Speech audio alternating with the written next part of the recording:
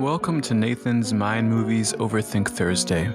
My guest today is William Childress, an American comedian who spent a few years living and performing in China, Myanmar, and all throughout Asia. He's now based in Atlanta, Georgia, where he co-hosts the podcast Fat Boy Magic and The Southern Fried Leftist. Here he is talking about his experience being a big man in China and his recent weight loss. Body size thing's weird because I've traveled internationally, and just like there's an exchange rate for money, there's an exchange rate for body size. I moved to China 3 days after I graduated college because that's where jobs were. And in America, I'm just like a big old boy, but in Shanghai it was like a Facebook event. Well, I'm extremely interested in seeing the enormous white. Have you seen him walking around? Like the huge white? And people stare at you not in a mean way, but they're trying to solve a puzzle. This doesn't make sense at all. I don't understand how this happens. Let's take a photo of them. Let's hand them our baby and take a photo. Let's give them the baby for scale. Photograph the huge white. That's my second day in China. I'm like, is this my baby now? Is this gonna hand me a delicious Chinese baby? I lost 90 pounds this year. You learn a lot from people, the way they react to your weight loss journey or journey of just being hungry and working out all the time. So my friend was like, "Oh, are you worried about having loose skin?" I'm like, "Yeah, that's my main fucking concern right now. My arm's gonna flap in the breeze. No, I'll take that. I'll happily take that to be able to wear Levi's jeans with the waist size print on the back. Y'all didn't even know that, did you? Over a certain waist size, Levi's does a kindness to fat people and doesn't put the waist size on the back. Okay? If your Levi's jeans are above a size 44, if you have post World War II, if the Japanese had surrendered to the Allied forces, nobody's gonna know how big your waist is. Okay? I'm pre-war now. I'm not trying to get to Depression era, but maybe if you can see Charlie Chaplin in color, I'm okay with that. What is the take on you doing comedy abroad and then kind of coming back to the U.S.? Well, I would say that a lot of comics are very curious about it. Some are surely dismissive because it's just why would I want to do that? Or maybe they're not interested in traveling internationally, or it just seems so alien to them that they can't assume it has any real value to their profession. There's something inherently better about the crowds in their own country. But everybody, they'll say, "Oh, did you do stand-up in Chinese?" And it's no. I had a few phrases, very few phrases, sprinkled in here and there, as you do, Yeah. But as far as doing a whole set in Mandarin, my Mandarin was never that good. I didn't study it before I went over there. I did one time, I'm just remembering this, I did one time get put on an all-Chinese show, all Chinese comics, all speaking Mandarin. Mm-hmm. With the promoter, I told the promoter, I don't speak Mandarin, and one of the other comics who was an expat who was speaking Mandarin. Oh no! He just basically. So the other comic is an expat who does speak Mandarin. Right, and the owner knew I didn't know, but I went to the other expat and I was like, "What the hell do I do? They're not going to understand." He's like, "Look, just do a lot of physical stuff, yell a whole lot, speak slower." Uh-huh. And I did that, and I felt I think I fell down and stuff a couple times, and it was really kind of degrading. Yeah, I kind of feel like you're being the epitome of just kind of like a clown, but that's... Oh, exactly. Yeah. That was exactly the vibe, Nathan. You have it exactly. Yeah. It was very much fat guy falling down is universally funny, I feel like. Uh-huh. Yeah, fat guy. I don't think there's any culture where if you can't have a fat guy doing something, falling down and doing something goofily physical, they're gonna love it. It's there's a fat guy falling down. There's a fat guy. Fat guy pants only falling down. Oh yeah, only can't hold up his big old pants. Only his pants. Maybe he's going. There's fat man's pants falling down, but he's dressed like an adult baby. That's Mexico.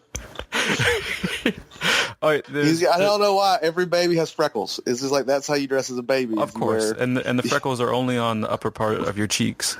Huge red freckles. Hey, and that's something else I wanted to talk about, not just comedy, but you've been making like a lot of improvements in your health over the past couple of months. If you want to talk about that.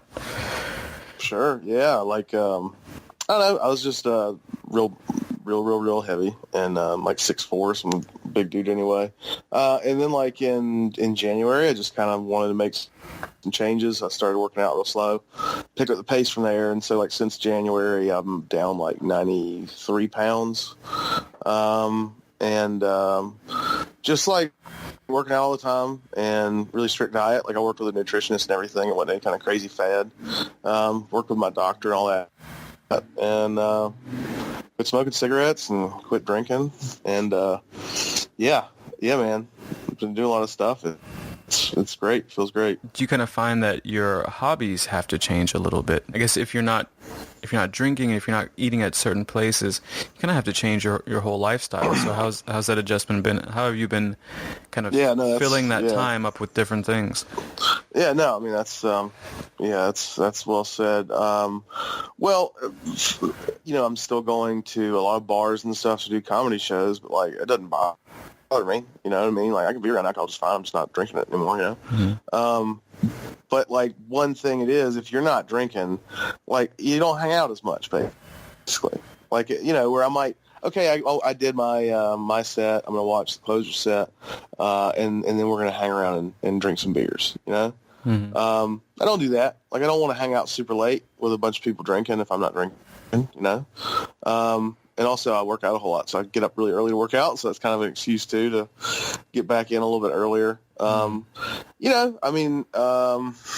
also, I mean, a benefit of even if you're only hanging out for a little bit, if you're not drinking and you're around people who are drinking a lot, is you quickly become just a sage. You become the smartest man. Yeah, it's like a superpower. Yeah, yes, there is. It really is. Like there was somebody this weekend, I was at a comedy show, and this person, I think, was like sneaking around doing drugs and like trying to play it off like they weren't powdering their nose. Mm-hmm. And like just being sober and nobody else was like, oh yeah, like it's very obvious what you're doing. Yeah. Like you keep disappearing and coming back with a lot of energy. It's a 1 a.m. show. The show starts at 1 a.m. So like I kind of get it, but still. Like, don't try to hide it. On Monday, I wrote a story about children who were bad, like kind of bad-tempered children. The question was, what kind of kid were you? Were you a well-behaved kid? Did you stay in line, or were you kind of a wild child? Yeah, I think I was mostly a well-behaved kid, but, I got into a little bit of shit. I remember my mom always tells me when I was a baby, I was just loud as hell. It's basically my mom was just like, oh, when you're a baby, you're annoying as shit, Yeah. I think I like to do my own thing. Like I was probably a hard-headed kid. Yeah, I'd say that. Like I remember there were times where it's like, all right, I don't want to play t-ball. Like I'm just not going to go anymore after the first one. And then, because I just refused to go. You drop me off there, I'm going to go walk somewhere else. I didn't want to play t-ball. You weren't going to make me. And, I took like painting lessons because, I always kind of like to paint and draw and stuff. Mm-hmm. I didn't like this one instructor, and I apparently I made her cry because I didn't want to learn how to draw watercolor from her.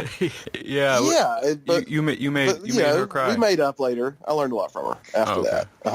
Just like right off the bat, I was just like, no. Yeah, and you wonder if that was like her first watercolor class, and she was like, "This is it. This is gonna set my confidence where it has to be."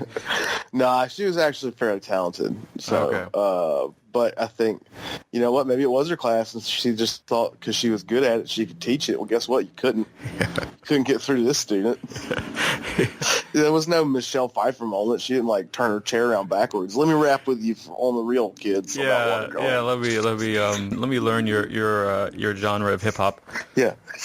See, Bob Dylan, what he really meant was bitches ain't shit. But hoes and tricks. Yeah. It's the same, kids. That's why Bob Dylan is just like Two Live Crew.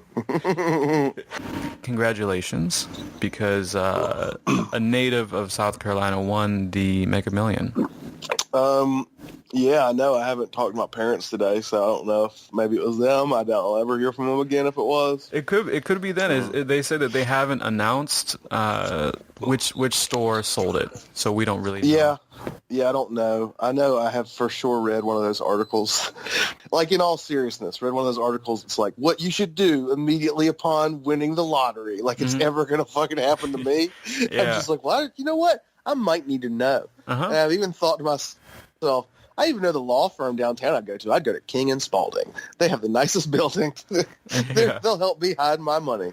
Yeah. How would you go there? Would you walk there? Would you run there? Drive?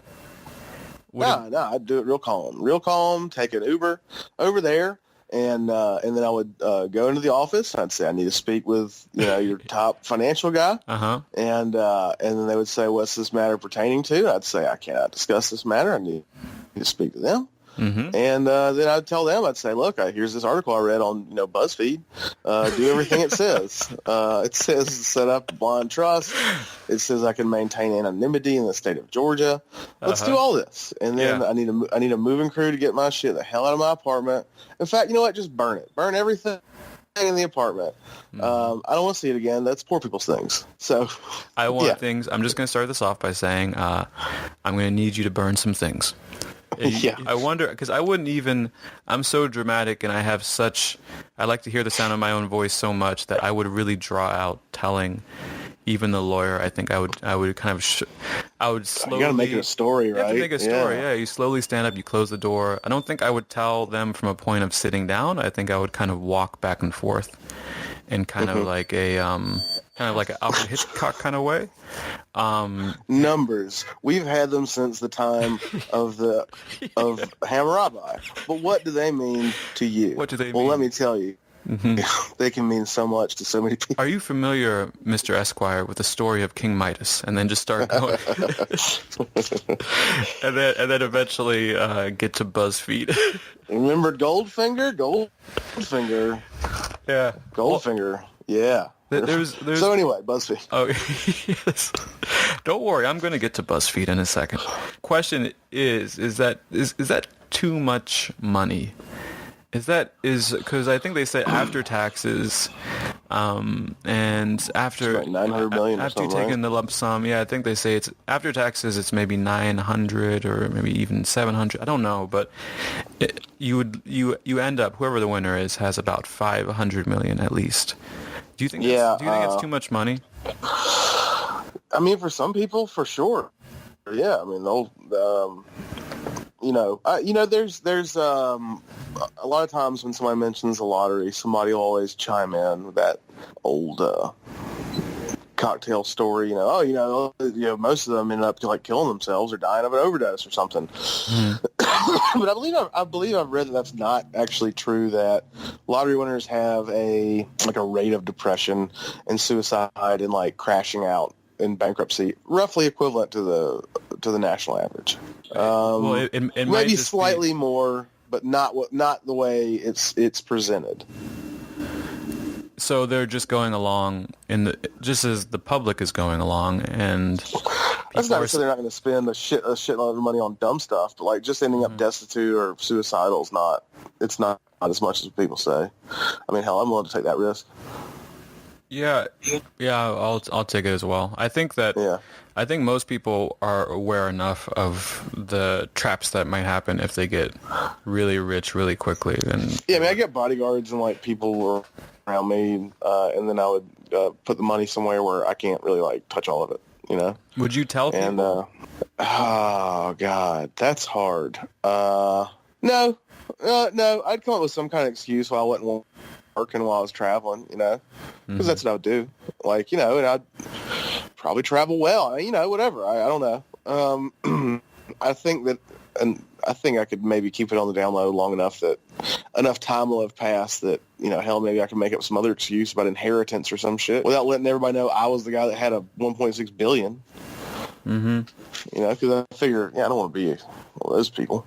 I worry about that, man.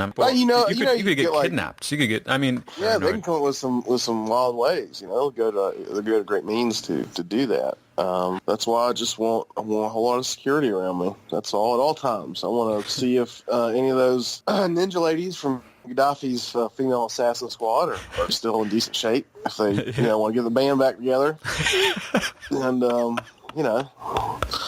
just walk in like a V formation everywhere I go in front of me, just Robert Palmer style.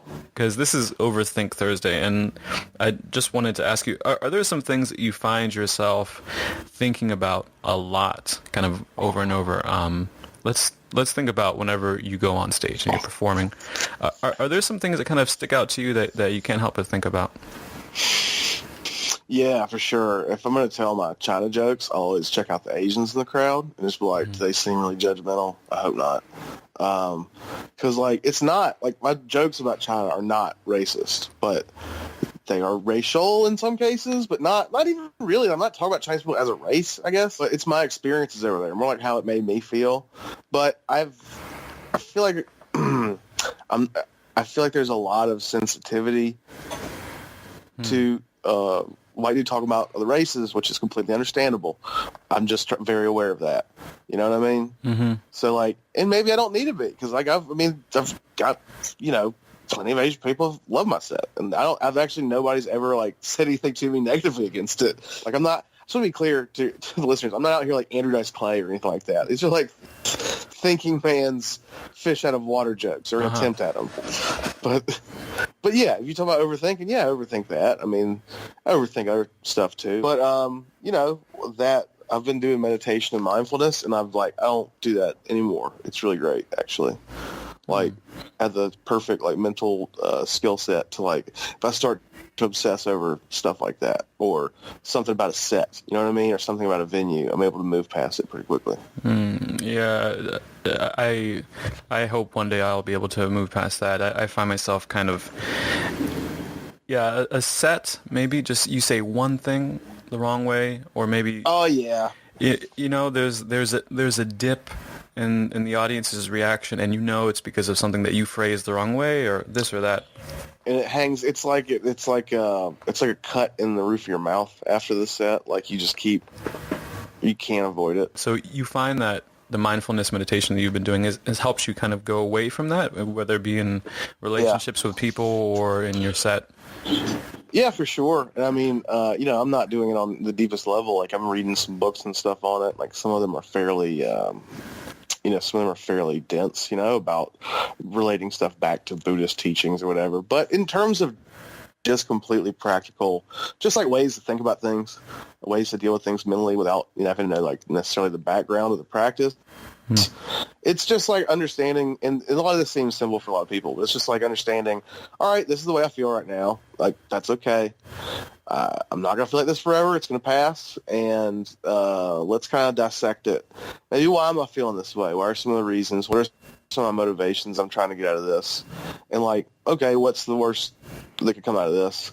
And then you only think about that maybe once or twice, because if you're trying to project into the future too far, either on the negative or the positive, you kind of live in this dream world of possibilities you've constructed for yourself. It helps you get rid of that. I mean, there's a term for all that kind of head in the clouds kind of thinking, which is prapancha, which is kind of wasted mental energy projecting into the future. Just deal with what's happening now, And it's tricky, I think, for people in the arts to kind of have a grapple with that, because so much of that is imagination, right? Is using your imagination to construct to construct things, and I guess you have to learn how to separate that from the thing that you create and the thing that you live. Yeah, I've found that has been more helpful with my creativity in terms of writing, or actually producing art, versus using that mental energy, using that creative ability to worry about stuff, basically. Is to you still have that same level of energy going on in your head, but you just redirect it into more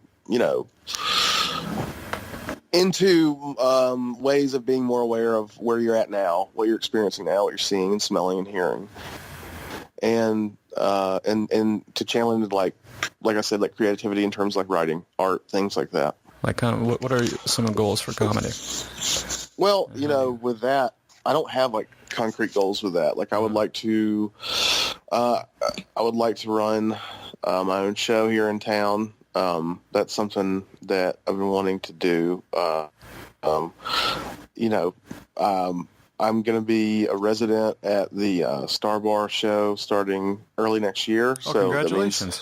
Yeah, thanks, man. So that's like the best room in town, and so I get to go up there every single show. And like for me, I guess my goal would be to make the most out of that, to use that, instead of saying, oh, I want to be a regular at this place, or I want to open for this person. It's just like, okay, here's the thing I've got. If I could make the most out of it, use every opportunity on stage, maybe do new stuff or get better or, host more, to really make the most of that opportunity to be a resident at that show.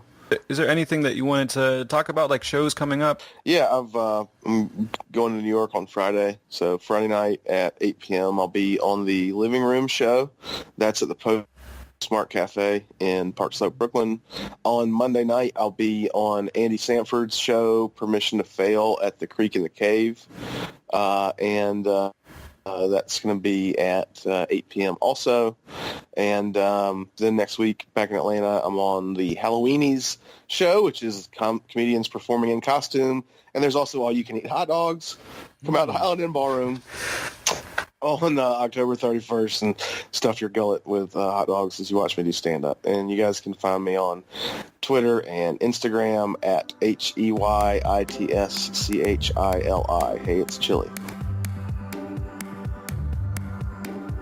Special thanks to William Childress for being today's guest. If you can't make it to his shows in New York or Atlanta, be sure to check out his podcasts. That's Fat Boy Magic and Southern Fried Leftist.